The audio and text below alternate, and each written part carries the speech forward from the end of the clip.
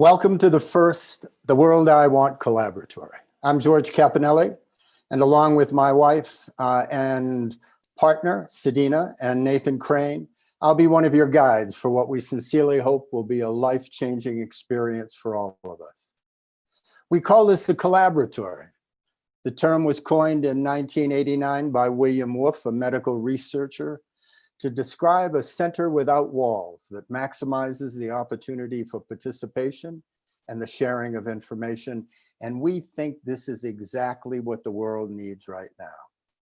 An open place where we can come together in trust to share our knowledge and experience, invest our creativity and aspirations, and contribute to making a hell of a lot more sane, sustainable, inclusive, and committed world for the greatest good, for the greatest number. So in this session, we'll talk a little bit about the world I want. You'll hear some wonderful information from Lynn Twist, Mark Nepo, and Greg Braden about this challenging, extraordinary time. And we'll do some processes together. You'll share some of your answers to provocative questions during an open chat. Steve Behrman, AKA Swami Beyondananda, will share some of his unique humor that you won't want to miss, and we'll start a process to help us all envision the future. So why do I believe it's time for the world I want? Because I'm damn sure I don't want to live in the world they want. I believe it's time for all of us to make a much deeper commitment to truth, to revision and manifest a more positive, compassionate, and conscious future for every man and woman in humanity. And frankly, I no longer believe I even have a choice about not doing this. Time's running out, and none of us can sit on the sidelines any longer and allow others to destroy what we hold dear: our representative democracy, our freedoms and our rights, and the elevated principles articulated in our founding documents. I can't watch our nation lose its compassion, forget the extraordinary value of our diversity, and turn away from our core principles, which, although we haven't yet quite lived up to them, still point the way to a much more noble future. Nor can I witness the dreams and aspirations of so many of us continue to be denied and turned into nightmares of exclusion, oppression, poverty, and despair. And I can't stand by while those who are blinded by their greed deny the warnings of wisdom keepers, scientists, experts, and struggle so courageously to save our planet. You see, I don't believe any of us came here to live lives of economic servitude, become addicted to consumption, or worship money as a god. Nor do I believe the few have the right to control the many. And I certainly don't believe we've come here to collude in our own demise. Instead, I believe we've come here to live the lives we were born to live, to heal some of our personal wounds, learn some new lessons and skills, love, play, fulfill our true longings, and share our gifts in service to the greater good. In short, to get a lot better at being human. So I hope that we'll all stop paying attention to the sound and the fury signifying nothing, trumpeted, no pun intended, of course, by those who are trying to oppose and confuse us. Instead, to listen a lot more often and more deeply to the wisdom of our hearts. I also hope we'll remember that we are in this together, and that if we come together in genuine collaboration and alignment, we can take back our sovereignty from those who are abusing us and get on with the business of demonstrating the good advice of Buckminster Fuller. We are born to be the architects of the future, not its victims, and that's why I'm here. And now from Nathan. Thanks, George. You know, the truth is we live in a crazy time in human history. Millions of people have lost their jobs. Millions are experiencing depression and chronic fear. Millions more are sick with preventable lifestyle-related diseases like cancer and Alzheimer's, heart disease, and diabetes. You know, the media tends to report what's convenient for their sponsors, really just sharing half-truths to propagate their agendas. Racial tension is bursting at the seams, and governments are dictating what is essential and what's not essential, sending our nation into dissonance and social unrest. And yet, even with all these challenges, I continue to find myself thinking about what our ancestors had to deal with just a few hundred years ago. You know, slavery was still an accepted norm among nations from Africa to South America and from Europe to North America. Millions of our Black brothers and sisters were stolen from their land, sold as property, and forced to work for no pay, and even killed just because of the color of their skin. Between 1400 and 1800, 50,000 women, under the false pretense that they were witches, were killed. And in 1929, the United States and many countries around the world experienced the longest and most severe depression ever experienced by the industrialized Western world. You know, these are just a few of many examples of the incredible experiences our ancestors had to face. But one thing is for certain, we're still here, and hopefully we're stronger, wiser, and better because of it. So I really believe if we want to not only survive, but to thrive, we have to learn to see the opportunity in the midst of challenge and chaos. And I know that's not always easy, but I really feel it's important that we learn this. The opportunity to see the opportunity to reinvent ourselves, the opportunity to lend out a helping hand, open our hearts and help others in need, the opportunity to raise our consciousness and accept our brothers and sisters of all nations, races, and creeds as equals, the opportunity to make the changes necessary for our health, and the opportunity to stand up against a tyrannical government and speak our truths when they're not in service to us, we the people. Clearly, this time in human history is another test of will, wisdom, and compassion. It's a test of truth and integrity, and it's a test of our own very moral fabric. And that's what Ageless Living in the World I Want Collaboratory is all about. I'm really excited to be here with all of you tonight. And now here's Sadina.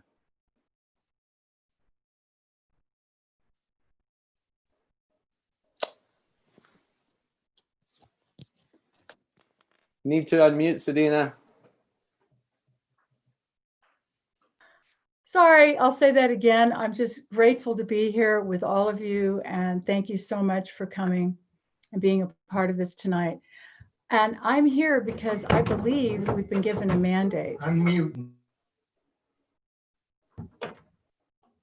I thought I was unmuted. I'm sorry, everyone. You're good. You're all good. Okay, hello. Thank you for being here. I'm here because I really believe we've been given a mandate, that we're headed for disaster unless we wake up. Our societal, physical, emotional, spiritual well-being is at stake. It's just simply time to wake up, become self-aware, to get in touch with our souls and ask, why are we here in the midst of all this challenge? Being a victim is never a position of power. As Gandhi said, we each need to be the change we want to see in the world. So what are the changes we want to see? And how do we want to go forward in this brave new world? We created this space, this collaboratory, so we could imagine a few things together. The country and the world we want to live in, the legacy we want to leave, the ideas that make us feel positive and hopeful and empowered. For me, the world I want is an invitation to affirm life and those around me and take responsibility for my self-care and gratitude for the life I've been given and the privilege of being alive, and to honor that for myself and for the world. Now, Rumi said everything has to do with loving and not loving. Our task now is to not allow negativity, depression, and anxiety make a camp, so to speak, inside of us. We can remember our birthright as spiritual beings having a physical experience, and remember we are a part of an unlimited universe of energy and light expanding without end. We are this energy, and we are ageless. So we're going to get through this together. I really believe that. We were made for these times. Our bodies are made to adapt. They are really designed for change. And now it's our response that truly matters. Knee-jerk reactions are not going to work now. We need thoughtful, caring, life-affirming responses that will be felt and seen by those around us as well and in the world. Clarissa Pinkola Estes says a wonderful thing. She says, one of the most calming and powerful actions you can do to intervene in a stormy world is to stand up and show your soul, to display the lantern of soul in shadowy times like these, to be fierce and to show mercy toward others. Both are acts of bravery and the greatest necessity. I think that's a pretty good suggestion. So we really want you to have some tools. We want to share some things with you in our very short time together that will support your overall well-being and empower you to shine the lantern of your soul and to be the change you want to be in the world. So there's an ancient healing and grounding meditation that I've been practicing and teaching for a very long time, and it's called the Inner Smile. And although it will be abbreviated, I know you'll enjoy the benefits, and it will be easy to remember and take home with you on your journey. So what we're going to do is settle in and take a couple of deep centering breaths together and allow the body to just relax. And we're going to exhale with the healing sound of ha. And so you follow me and please join in, okay? And the exhale, we'll use that to exhale any uncertainty or anxiety we might be holding around this topic, okay? So join me now, breathing in. Ha. And again. Ha. And now I want to invite you to bring the focus to your heart and smile. It means the corners of the mouth come up into a smile. Smile to your big heart. Keep breathing. Now guide that smiling energy from your heart up to your head. Fill the head and the brain with this beautiful healing energy. And now allow that energy to just float down your spinal cord, all the way down your spine and your torso, filling your whole torso with this healing, smiling energy. Keep breathing, go down your feet and bring it all the way up in a big breath. And now enjoy that breath, that smiling, healing energy, right where you're sitting in your home or place where you are, and send it out to your home. Send it out now to the world, and send it out to the universe. Take a deep breath. Feel the universe smiling back at you. And now bring it back, come back into your seat. Another deep breath. And when you're ready, gently open your eyes and smile. Great, thank you. Thanks, Dina. So let's continue to hold our focus on this place here of inner balance as we watch just a few segments from interviews we did recently with Lynn Twist, Mark Nepo, and Greg Braden, in which they share some value perspectives on this challenging and remarkable time.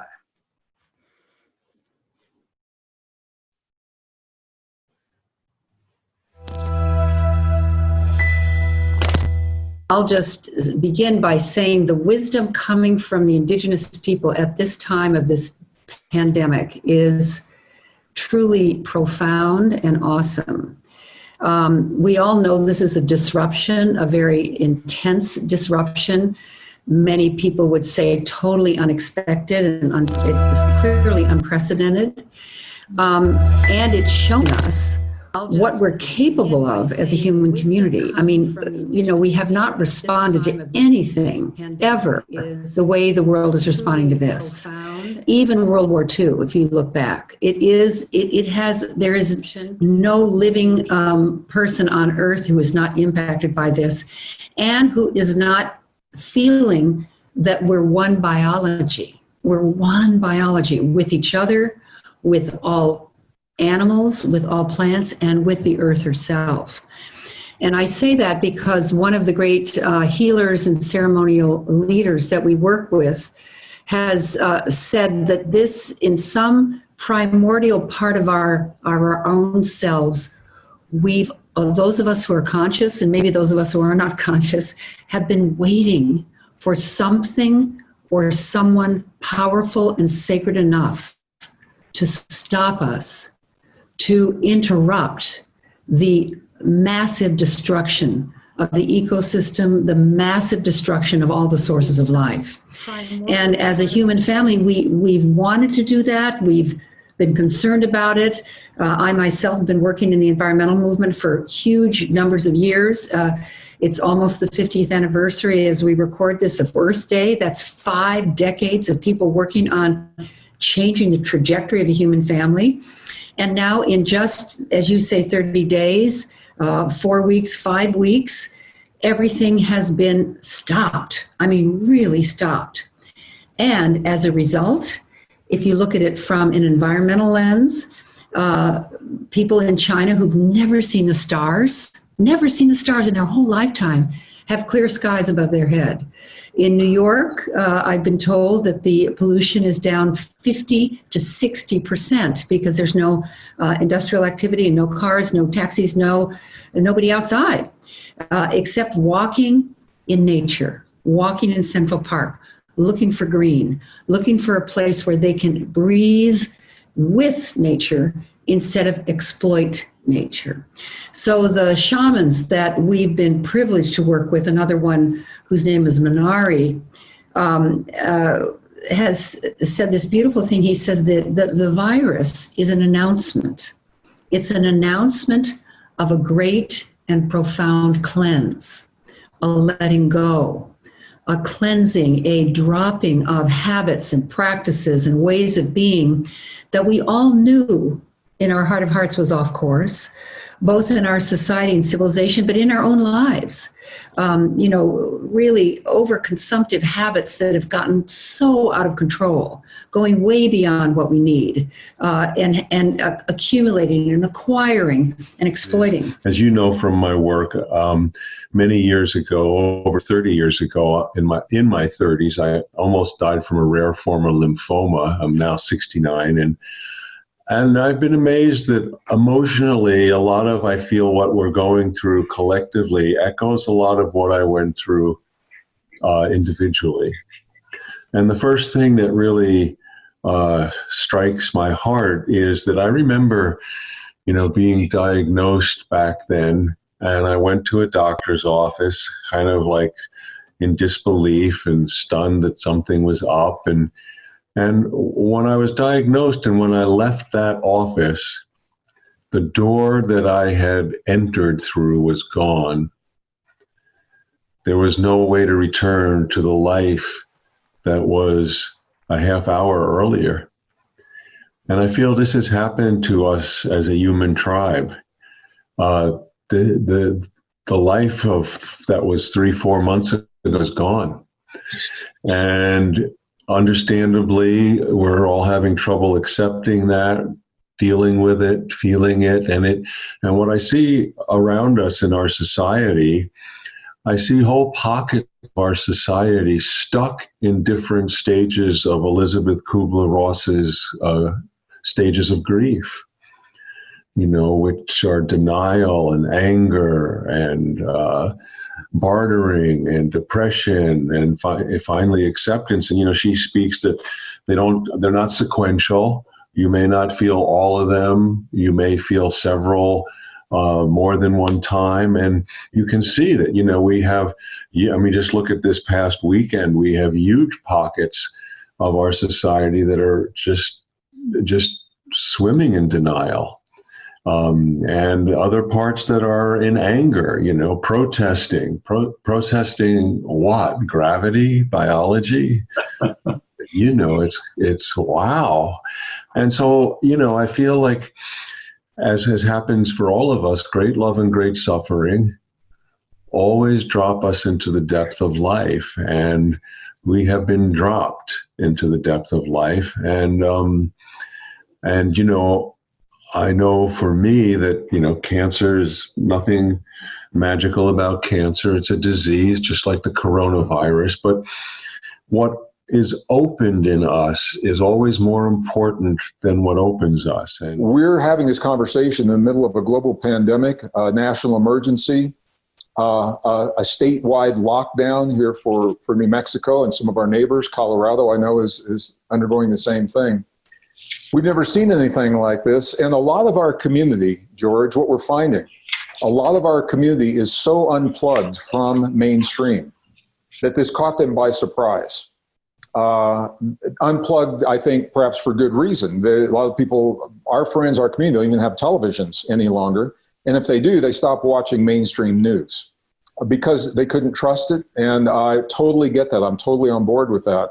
However, if you were going about your life, just living your everyday life, and all of a sudden you weren't plugged in, and all of a sudden you can't go out the way you've gone out, your restaurants are closed, grocery store shopping is different, that can be a shock. And that shock can be expressed as anger, it can be expressed as frustration, surprise.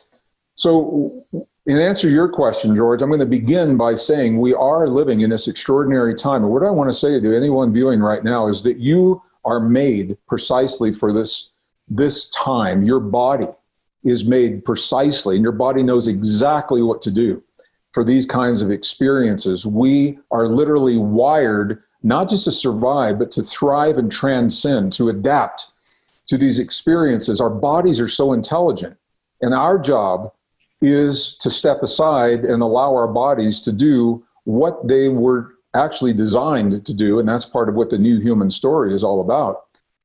And what that means is supporting all of the life-affirming practices that we know in our everyday lives.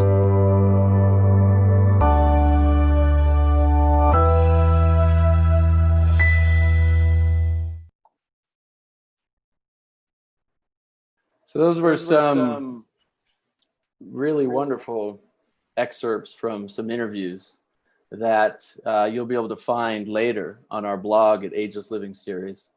Also on our podcast, the full interviews where these wisdom keepers go into so much more depth on these really important topics of our time.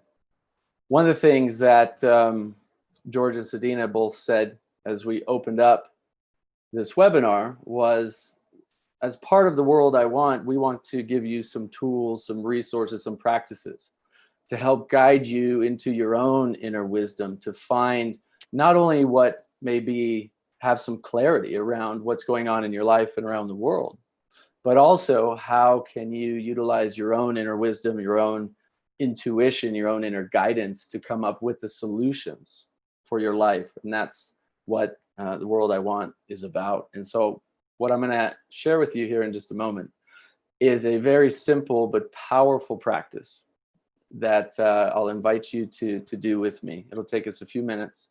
And then at the end of it, throughout this practice, we're going to ask you a few questions. You're going to ask these questions to your own inner wisdom, to your heart. We're going to stay connected in that heart space. And then at the end of this, we'll invite you, if you feel called to share some of the answers or some of the things you may have learned from this process in the chat box below the video that you're watching. So if you'll join me here for a moment, we're just going to take a few deep breaths together, and then I'm going to guide you through a fun, simple, powerful practice to connect to your heart. And you can close your eyes if you feel comfortable to do so. We'll start with 3 big breaths. Big breath in through the nose and out through the mouth. Just relaxing and releasing. Big breath in through the nose, out through the mouth, releasing all the tension. One more big breath in, fill your belly with all that fresh, healing energy and clean air, and let it all out through your mouth. Fully relaxing. I'm going to ask you just to imagine seeing yourself standing on the moon.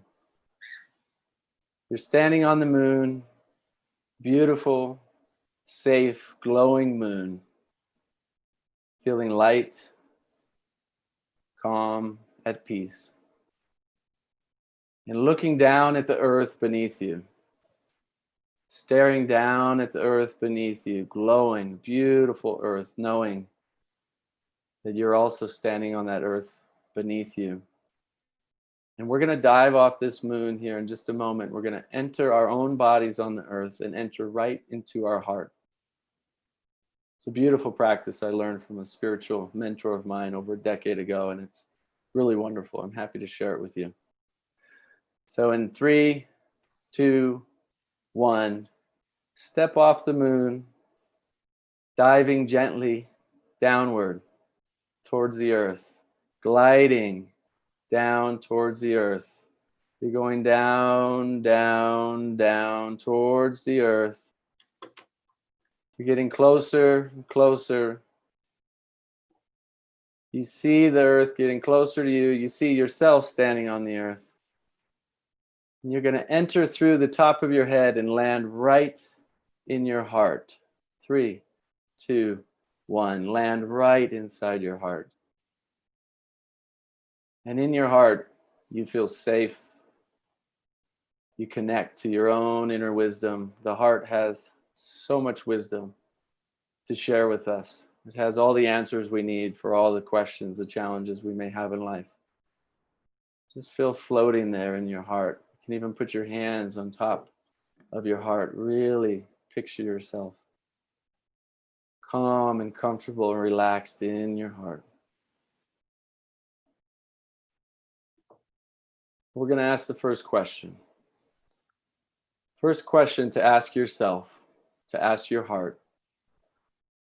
What are 1 or 2 things I find troubling or concerning about what's going on in the world today?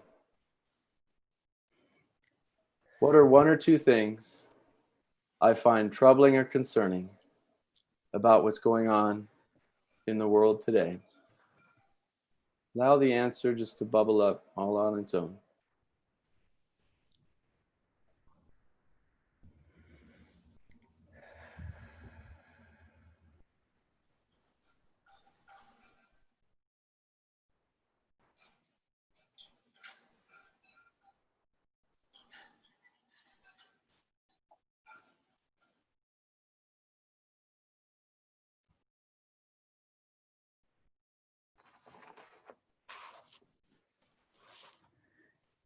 Now we invite you to stay in that beautiful space in your heart.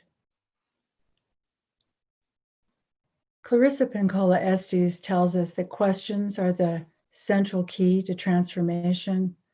She says that asking the right questions causes the secret door of the psyche to swing open.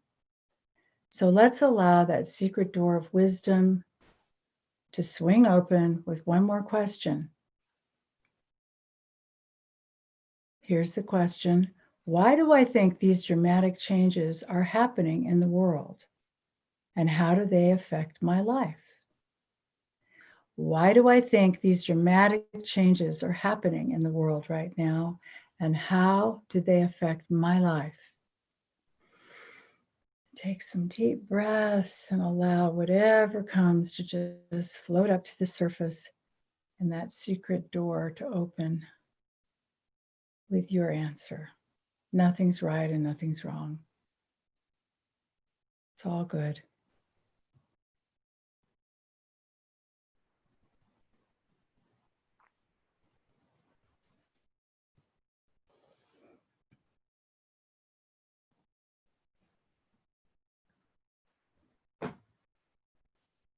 And now a third question. What are 1 or 2 things I can do to contribute to creating a more positive world for myself and for others? 1 or 2 things I can do to contribute to creating a more positive world for myself and others.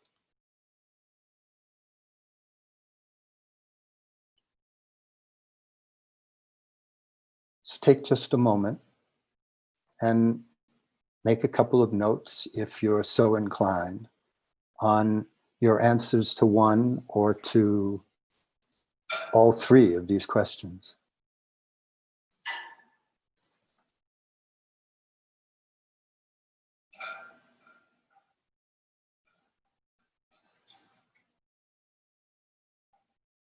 And then in just a moment, we're going to invite you to go below on your screen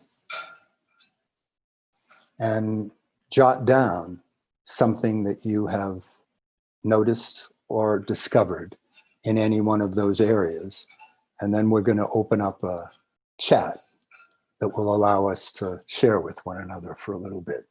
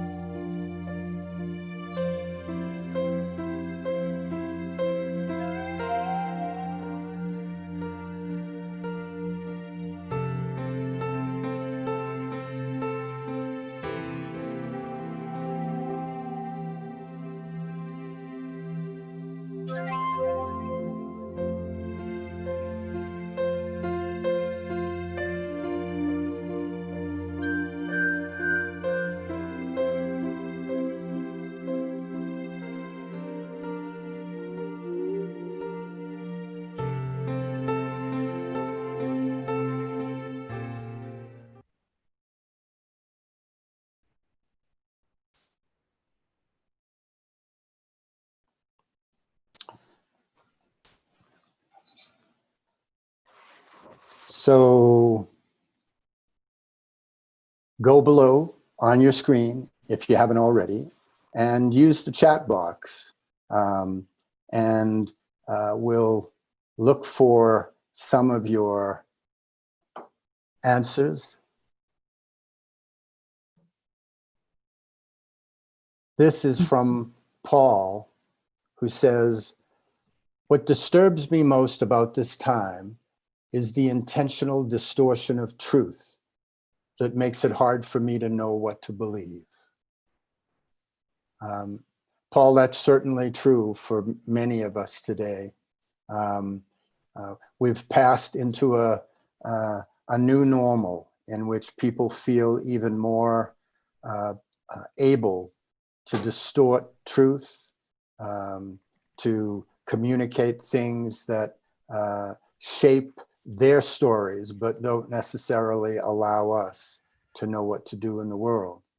And my advice to you and to all of us is that when we get to that place of confusion, some of the things that Sedina and Nathan have shared with you that take you into your heart are things that can indeed give you the ability to separate the chaff from the wheat. Great. And we have one from Mary. Mary's saying, as strange as it may seem, I think these changes are actually designed to wake us up. That's a great comment, Mary. I can say I agree. We've been in a fog. This didn't happen overnight.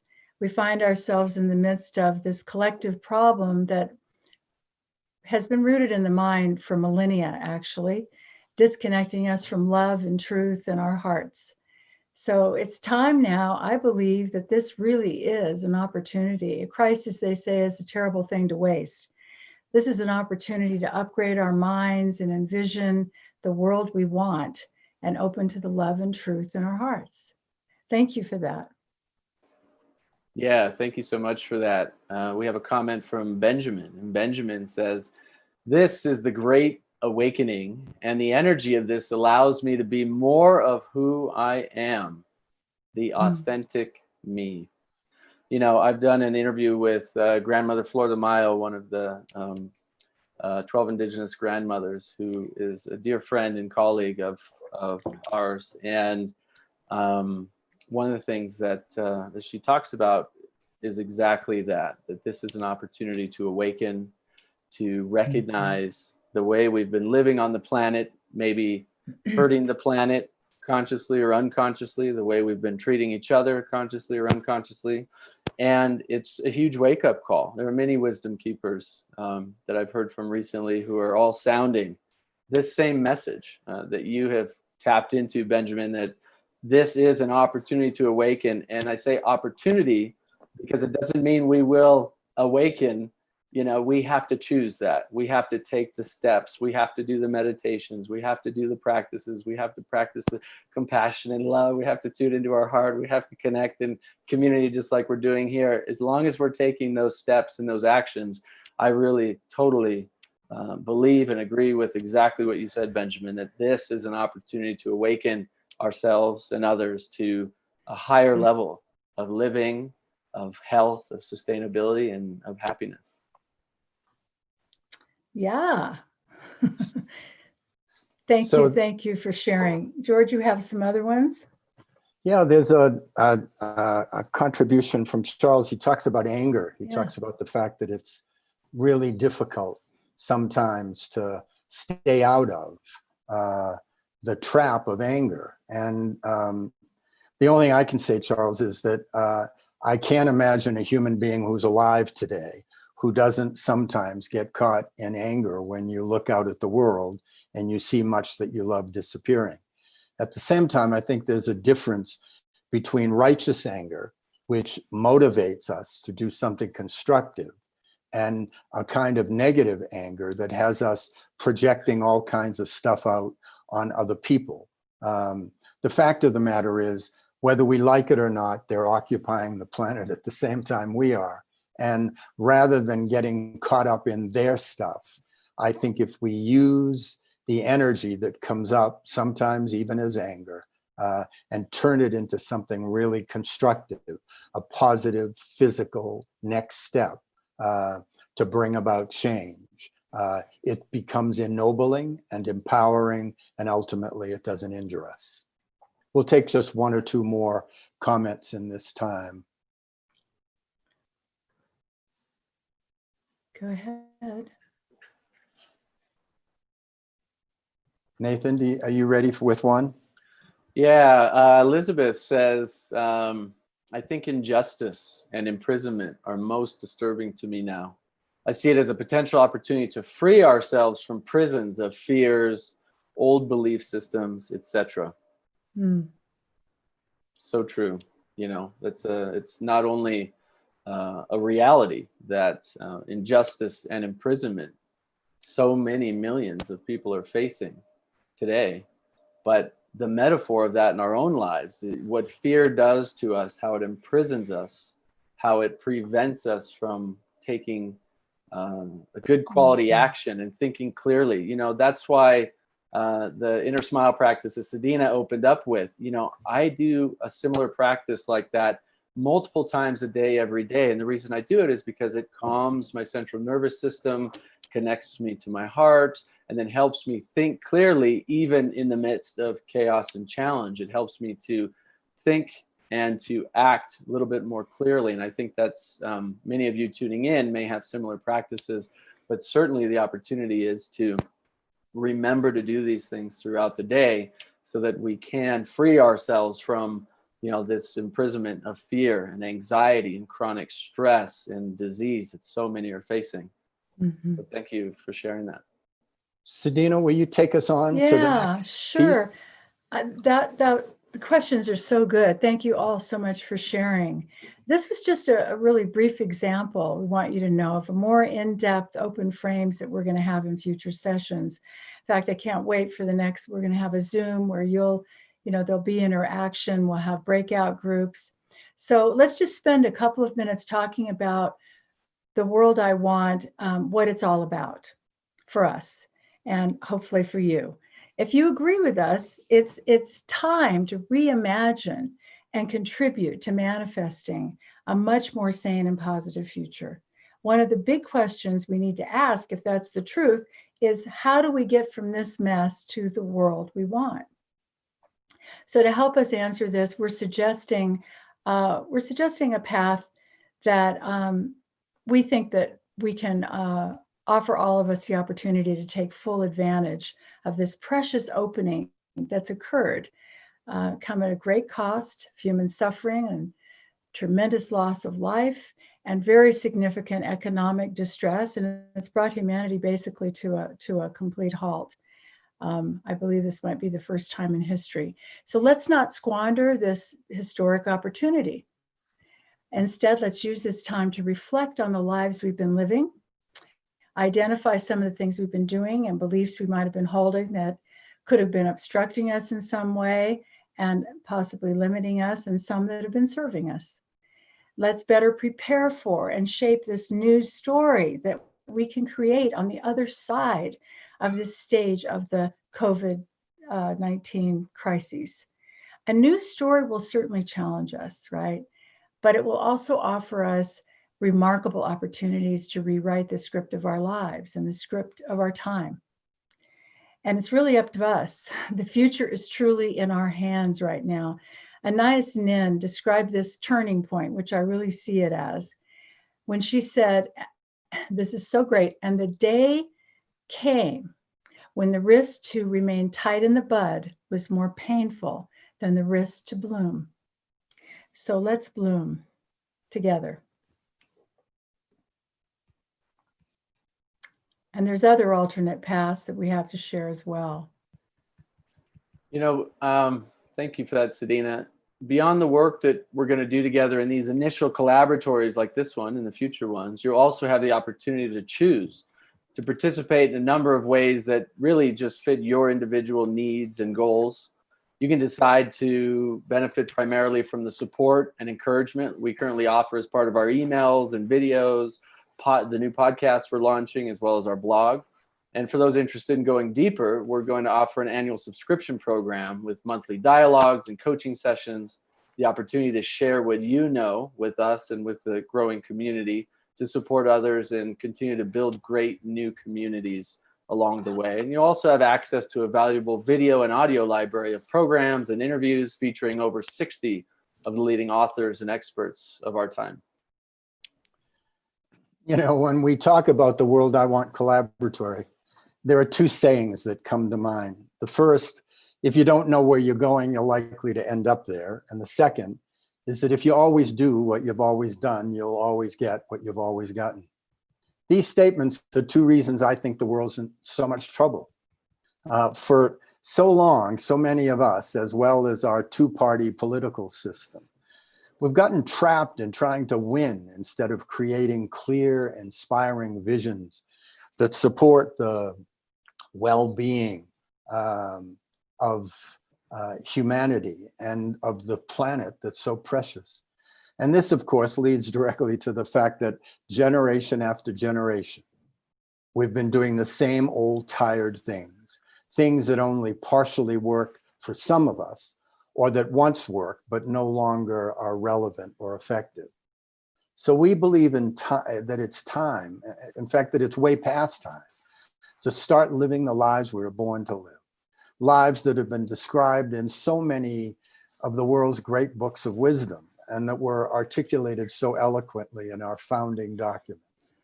You know, things like, we hold these truths to be self-evident, that all men and women are created equal, and that they're endowed by their creator with certain unalienable rights, that among these are life, liberty, and the pursuit of happiness.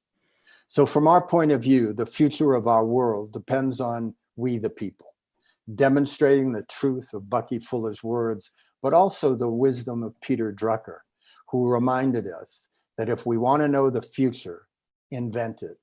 And that's why we're creating alternate paths that each of us can choose to get from where we are to the world we want.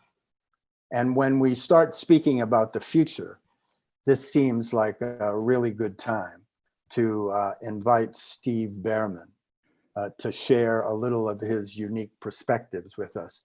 I don't know how many of you have had a chance to hear Steve before, but I can assure you, if we can find him out there in the ethers, Steve is going to entertain us and touch our hearts in a variety of different ways. Steve, are you with us? Yes, I am. Can you hear me? Yes. Very good. Well, first of all, thank you so much for helping us shift our energy and focus of attention from resisting what we don't want to creating the world that we want. My spontaneous evolution co-author and colleague, Bruce Lipton, cellular biologist, says that crisis precipitates evolution. And if we look around us at all of the crises, not just COVID, but just the confluence of crises, we see the chances of precipitation are about 100%. And in the old days in history, when people were dissatisfied with the status quo, there would be a revolutionary uprising to overthrow the system. Well, now in these times, what we really need is an evolutionary upwising to overgrow the system, because revolution keeps us on the same wheel. It keeps us revolving around, going around in circles, and we need to emerge to what my cosmic comic cohort, Swami Byandananda, calls humanifest destiny, where we manifest our destiny as a species, and we shift from simply humanity to humankind, where the currency is human kindness. So the Great Upwising, actually there's 4 steps, which is guaranteed to work 3 times faster than 12-step. Wake up, wise up, grow up, show up. Wake up to the illusion of separation and how we've been divided and just about conquered, divided and separated into separate tribes and separate groups. Wise up to the power of love and coherence as a centralizing and focalizing force. Grow up by growing upward. To grow up to be all that we can be without necessarily joining the army, and shift from children of God to adults of good, and then show up on a new playing field, ready to play a new game. We have a great opportunity right now, first of all, with this COVID, stopping everything, and we're calling this period reset.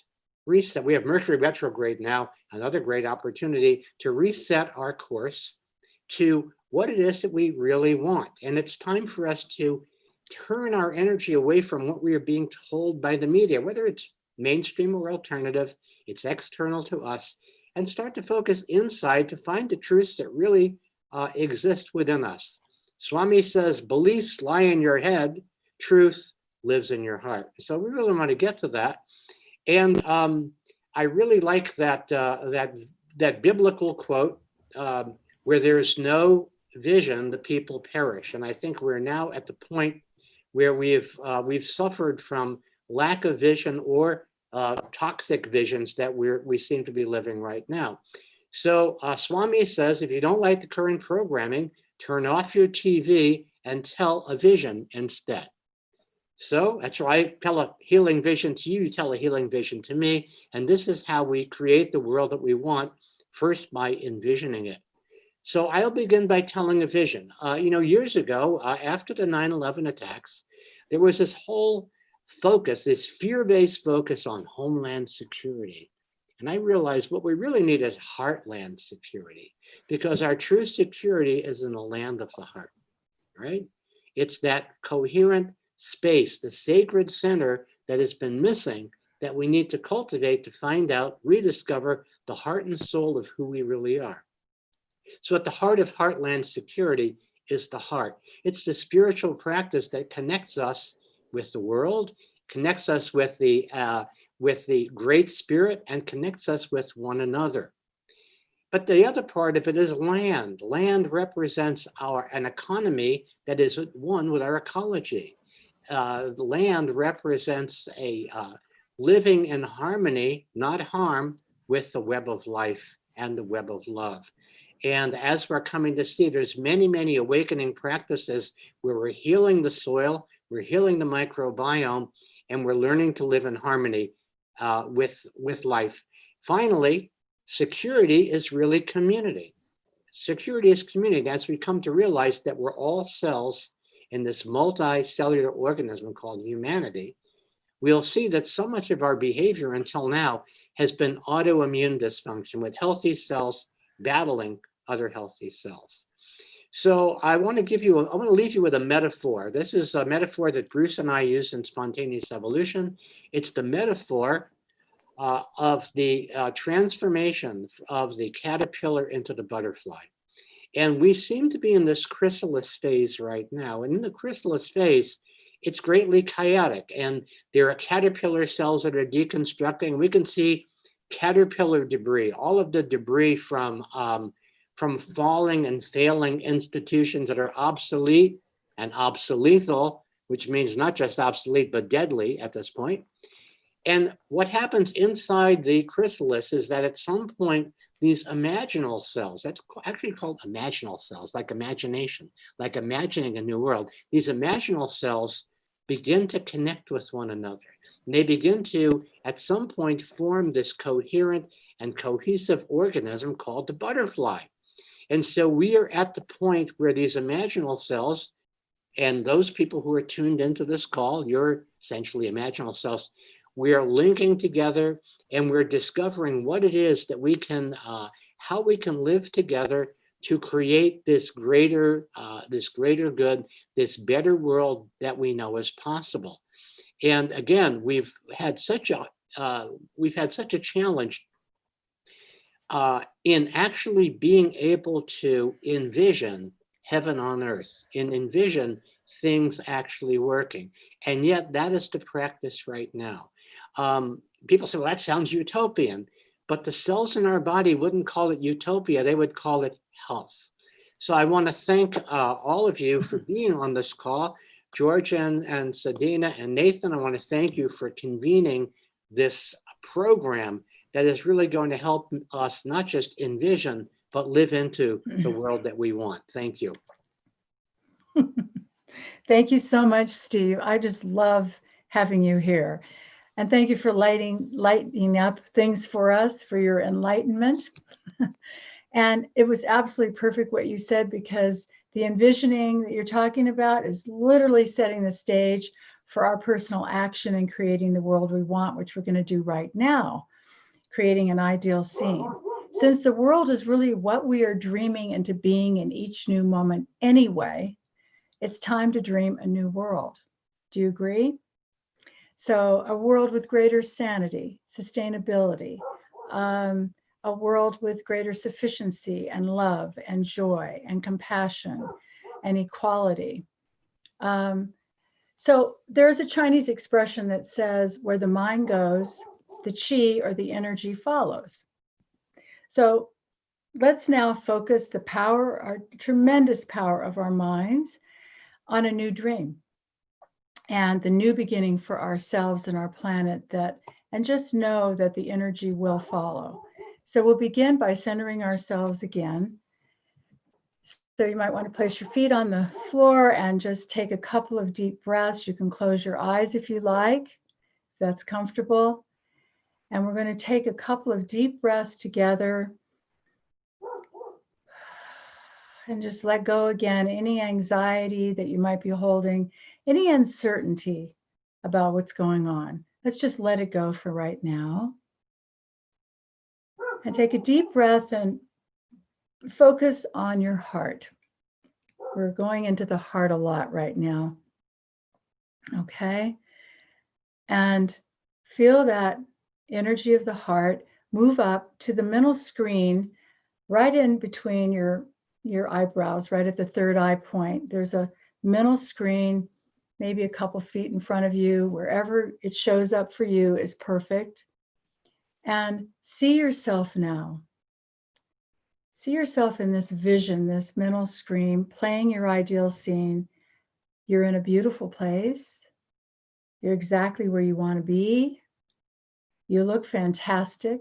You're healthy, vitally alive, feeling great on every level. And now see the positive changes in the world happening all around you. Just whatever comes up for you. Maybe it was something that you thought about earlier when you were answering the questions. What do these changes look like? And almost more importantly, what do they feel like? What are you feeling with this new change? How does your body feel? And take another breath. And see what you're doing. What are you doing? How is it different than what you're doing in the world you're now living in? And you might want to ask yourself, what can I give and what can I learn in this new world? Another deep breath. Ask, what are you happy about in this new world? What makes you happy here? That's a big one. Can you see all the beauty and everything and find meaning in all that's around you now? If your video begins playing any doubts, old thoughts, limited beliefs, any of that stuff, take another breath and replace those with new images about what you want to see and the people in your life who are supporting you, the actions that you are taking to support others in this new world. Keep visualizing without limits what it is you truly want. And now turn up the volume. Turn it up. Turn this up, the sound, the colors, the emotions. See all the beauty around you. Hear the sound of joy. Feel the inspiration, the compassion for everyone, everywhere. Feel the abundance. Know there is enough for people everywhere. Take just a minute and let yourself absorb all of it. Take it all in and enjoy this new feeling, this new world. Even if you just get a word, a little picture, it doesn't matter. Whatever comes up, it's your creation. Remember, the mind is very powerful. The energy will follow. But it's not enough to just visualize the world we want to be in. We need to go one more step. We need to see ourselves and see the planet delivered and free. See this now. Bring your attention to that. And then a big breath and bring the attention back to where you're sitting. Feel yourself with your feet on the floor. And then slowly open your eyes and smile. Thanks. Thank you, Sedina. It's a beautiful process. I love that envisioning process. I feel very hopeful about the future every time I do something like that. So thank you. And, we want to take this moment, just a minute or two, and share some positive things with all of you that, have come from this very challenging time. I've seen quite a few people who I'm connected to in various social channels who have been posting how happy they've been to finally be planting their garden for the first time in years, getting their fingers and hands in the dirt and the soil and, planting their carrots and eating their own fresh food. It reminds me of the stories I heard about the victory gardens that, after the war, everyone was encouraged to plant victory gardens, and millions of Americans were growing food in their own backyards, organic, without all the chemicals that we have today, without all the genetic modification, and getting their own healthy, fresh, vegetables from their garden, which benefits us in so many ways. The microorganisms, the probiotics, without the chemicals, all of it is so good. So, that's one thing I've seen. There's a lot more people getting outside, soaking up, fresh air, vitamin D, and getting their own hands and feet in the dirt and planting vegetables again, which to me is very exciting, very encouraging. We've been doing it here at our own house as well. So, it's one of the wonderful things I've seen. Yeah, I know you have an amazing garden there. And we've been hiking. We've been hiking with Nathan and his family, with our dog, out in nature. one of the things I've been loving is the intimacy that I've experienced on Zoom calls. I got a big surprise for my birthday this year. George collected my family. I have a big family, and a lot of them I hadn't seen in so long. And I got the surprise of seeing all these beautiful faces looking at me. So, I mean, that's just amazing. That's a good thing that's come from this. And more social time on Zoom with friends that I haven't seen in a long time. I'm really enjoying my animals, spending time with them, relaxing, being in appreciation for nature, doing a little Tai Chi. George has completely re-landscaped our property. So it's just a pleasure to be here and enjoy it now. It's wonderful. Dancing when we feel like it, raising our vibration, our frequency. I think that's one of the most important things I'm focusing on is how can I every single day keep the frequency, my energy frequency high? What can I do? And I play music while I'm cooking, whatever works. I'm doing that. So personally, I'm finding a lot to love about this, and I'm finding that as I breathe and come in the present moment, I'm amazed at how grateful I am for all the things I have in my world that, really going so fast, sometimes we go right past the beautiful pieces in nature, the seasons, flowers blooming, everything. So yeah, it's been really great. So I just have a Thanks. couple of things to add. This time has given me time to go into the quiet more, to remember that I'm really here and alive, not just to work, but to live, and that I don't have to be connected 24/7, that I can get into that quiet space. It's given me a chance to read poetry I haven't read in a while. It's given me a chance to just contemplate where I am in my life and what I really do want to do in the world going forward. So we encourage you to also make a list of a number of things that you can do and that you're benefiting from in this time. And we invite you to keep practicing that guided imagery process Sedina just introduced us to. Continue to visualize and feel into the world that you really want each day. And also find some next physical action that you can do to demonstrate that new world. Maybe it's a connection on Zoom, maybe it's a moment of peace and reflection, maybe it's something to do in nature, but whatever it is, not only visualize and experience it, but then expand it and keep feeling into it. We're also going to invite you to do something called the cycle of life process.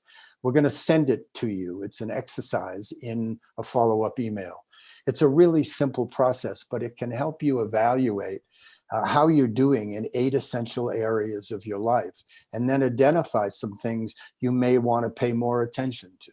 So both your ideal scene and this self-evaluation process will give you some great stuff to share, if you choose to, in the next collaboratory. Now, as we wind toward home, we would like to invite you to do just one short process with us, one more process, without thinking or censoring yourself. Go to the chat below your video screen and type in just one word that describes a quality, an experience, or characteristics you want in the world that you want to live in going forward. So just type away, just a word, and we'll just announce some of them, and then we'll move on to our close. Joy, I see coming up. Yeah, Compassion. compassion, yes. And transparency. Harmony. Yeah. Yeah. Oneness. Yeah. Oneness. What else am I saying? Trust. Mm-hmm. You see, if we keep focusing on what we want and we keep identifying qualities and aspects of the world that we want, it becomes more tangible it becomes more real. And each one of the qualities and characteristics we identify are things we can practice in our daily lives. So here's a few more coming through. I just want to share: abundance, appreciation, truth. All beautiful, Peace. all good ones. Peace, yeah. Wonderful. God, it just sounds so good. Sustainability.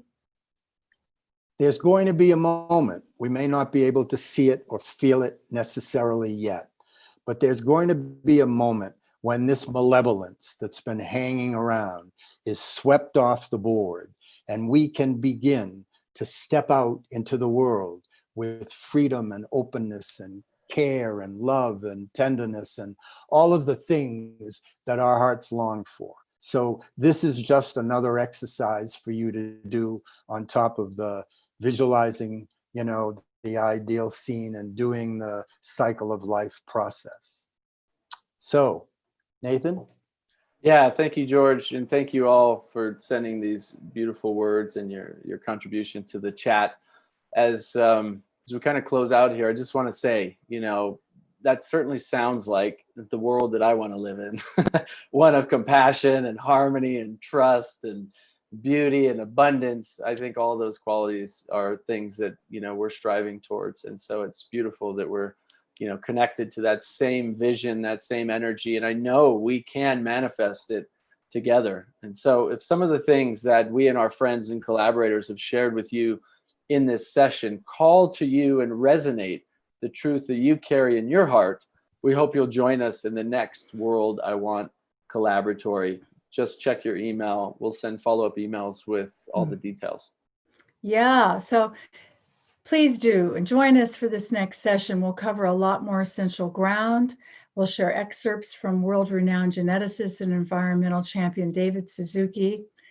Yes, relationship expert John Gray and near-death expert Anina Moorjani. So there'll be more time for sharing individually and in breakout groups too, which will be a lot of fun. And one more time to explore this center without walls, where we can work together and create the world that we really want. Keep that positive visioning going. So thanks for being with us. And please, we don't have any time to waste. We need to keep deepening our commitment to ourselves and to each other and to what really matters. We need to stand up for what we believe, support each other with love, speak the truth, hone our current skills, learn new ones, and be open to learning from some really remarkable people. If we do these things, we really will end up making a difference in these times. We also invite you to watch our 40-episode Ageless Living television series on local PBS stations. The series includes 22 inspiring wisdom keepers, and it's loaded with inspiration and recommendations and life strategies that can help us create the world we want. And if by any chance the series is not yet on your local PBS station, give them a call and let them know that you and those you love can't wait to see it. So we look forward to seeing you really soon. And we want to leave you with this inspiring quote by one of the great truth tellers of our time, Oriah Mountain Dreamer, from her book, The Invitation. Yes. It doesn't interest me what you do for a living. I want to know what you ache for. And if you dare to dream of meeting your heart's longing, it doesn't interest me how old you are. I want to know if you're willing to look like a fool for love, for your dreams, and for the adventure of being alive. Okay, so thank you for being here. We will see you soon, and we send you many blessings. Thanks so much. Thank you so much. Really appreciate you all being here. And keep following your heart. You'll never get lost. Blessings. Bye for now.